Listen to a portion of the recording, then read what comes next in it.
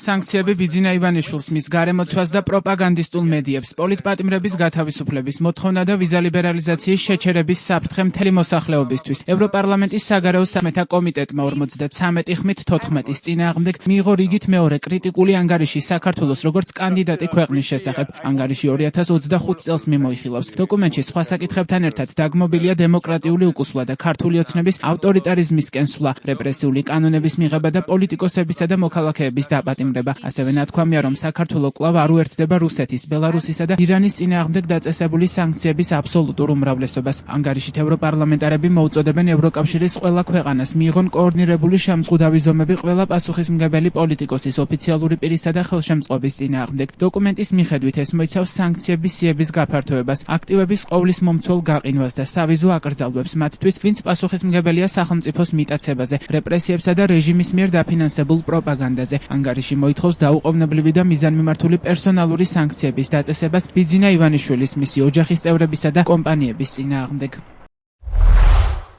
ევროპარლამენტარები მოუწოდებენ ევროკავშირის ყველა ქვეყანას მიიღოს კოორდინირებული ევროკავშირის მასშტაბების შეზღუდვითი ღონისძიებები ყველა პასუხისმგებელი პოლიტიკოსის, მაღალჩინოსნისა და ხელშემწყობის წინააღმდეგ. სანქციების სიის გაფართოების, სახელმწიფოს მიტაცებაში, რეპრესიებსა და რეჟიმის მიერ დაფინანსებულ პროპაგანდაში პასუხისმგებელ პირთა ქონების სრული გაყინვისა და სავიზო შეზღუდვების ჩათვლით. ევროპარლამენტარები დაჟინებით მოუწოდებენ ევროკავშირს დაუყოვნებლივ დააწესოს პირადი მიზანმიმართული სანქციები ქართული ოცნების დამფუძნებლის და ყოფილი პრემიერ-მინისტრის ბიძინა ივანიშვილის, მისი ოჯახის წევრებისა და მისი კომპანიების წინააღმდეგ, ხოლო ევროკავშირს მოუწოდებენ გაყინოს მისი აქტივები და ითანამშრომლოს სხვა იურისდიქციებთან, კერძოდ გაერთიანებულ სამეფოსთან და შეერთებულ შტატებთან. ანგარიშში ნათქვამია, რომ იმ შემთხვევაში, თუ ევროპულ საბჭოში ამ საკითხში ერთსვლოვნება ვერ იქნება მიღწეული, წევრმა სახელმწიფოებმა გამოიკვლიონ სხვა კოლექტიური მექანიზმები ეფექტიანი და ერთიანი ევროკავშირის პასუხის უზრუნველსაყოფად.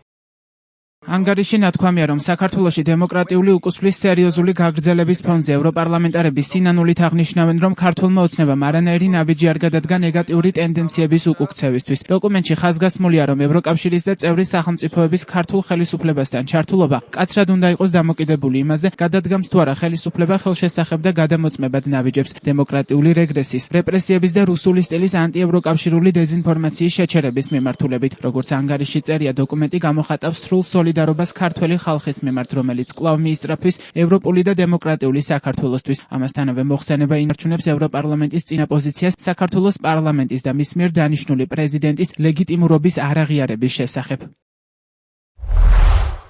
ევროპარლამენტარები, რომლებიც დიდი ხანია 2024 წლის ოქტომბრის საქართველოს საპარლამენტო არჩევნებს გაყალბებულად მიიჩნევენ, გმობენ ქართული ოცნების მიერ სრული ავტოკრატიისაგან გააქტიურებულ სვლას. ეს მოიცავს დაუსჯელობის სისტემის შექმნას პოლიტიკური რეპრესიებისთვის, პასუხისმგებელი მაღალჩინოსნებისა და ინსტიტუტებისთვის, ჟურნალისტებისა და ადამიანის უფლებადამცველების შევიწროებას, ოპოზიციური ფიგურების დევნას, ოპოზიციური ხმების, დამოუკიდებელი მედიისა და სამოქალაქო საზოგადოების წინააღმდეგ მიმართული შემზღუდველი კანონმდებლობის მიღებას, ოპოზიციური პარტიების აკრძალვის მცდელობებს და პლურალისტური საარჩევნო გარემოს განადგურებას, საგანმანათლებლო დაწესებულებებზე ცენტრალიზებული კონტროლის დამყარებას, ასევე სამართალდამცველთა მხრიდან მომიტინგეებზე დაკავებულებსა და პოლიტიკურ პატიმრებად მიჩნეული პირების მიმართ ძალის გადაჭარბებული გამოყენების, წამებისა და არაადამიანური მოპყრობის ბრალდებებს.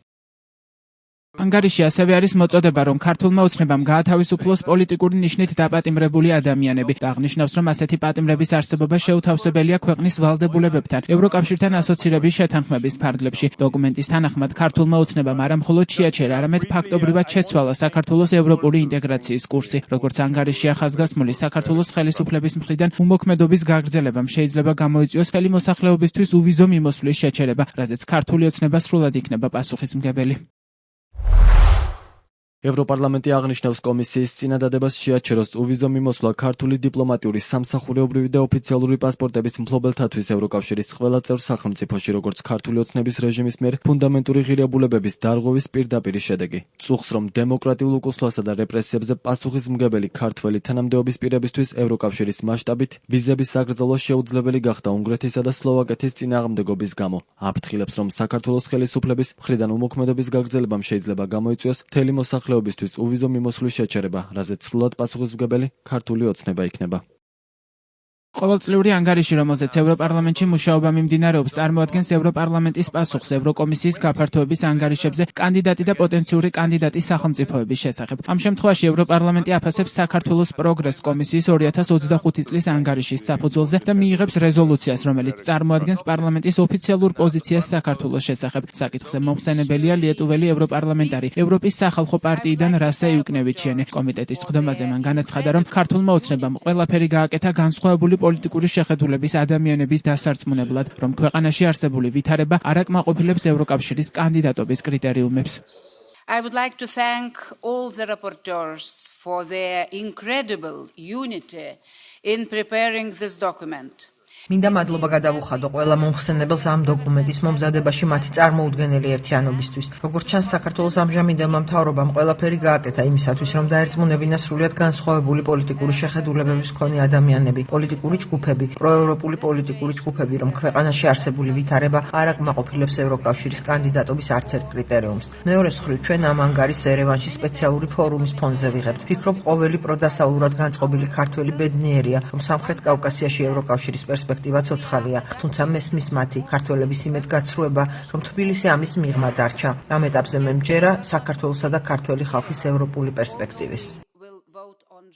ანგარიშის პირვანდელ ვერსიას თან ერთვის 10-ობით შესწორების პროექტი, რომელთა უმეტესობაც ასევე კრიტიკულია ხელისუფლებისადმი, თუმცა ნაწილი მხარს უჭერს ქართული ოცნების მთავრობას. მათ უმეტესობას კომიტეტმა მხარი დაუჭირა. ევროპარლამენტარების რასა იუკნევიჩიანესა და მირიამ ლექსმანის შესწორების თანახმად, ევროპარლამენტი გმობს იმედისა და პოსტივის მიერ ევროკავშირის წინააღმდეგ სისტემური დეზინფორმაციისა და ტრული პროპაგანდის გავრცელებას და იწონებს ბრიტანეთის გადაწყვეტილებას დაეწესებინა ფინანსური სანქციები ამ ორი მაუწყებლისთვის. შესწორების კიდევ ერთ პროექტში იმედთან და პოსტივისთან ერთად ნახსენებია რუსთავი 2. სამივე ტელეარხი მოხსენიებულია როგორც ქართული ოცნების რეჟიმის დე-ფაქტო კომუნიკაციების დეპარტამენტი. ევროპარლამენტარები ასევე ითხოვენ საქართველოს საზოგადოებრივი მაუწყებლისა და კომუნიკაციების ეროვნული კომისიის ხელმძღვანელი პირების სანქცირებას. ანგარიში, რომელსაც საგარეო კომიტეტმა მხარი დღეს დაუჭირა, პლენარულ სესიაზე კენჭისყრაზე ივნისში გავა.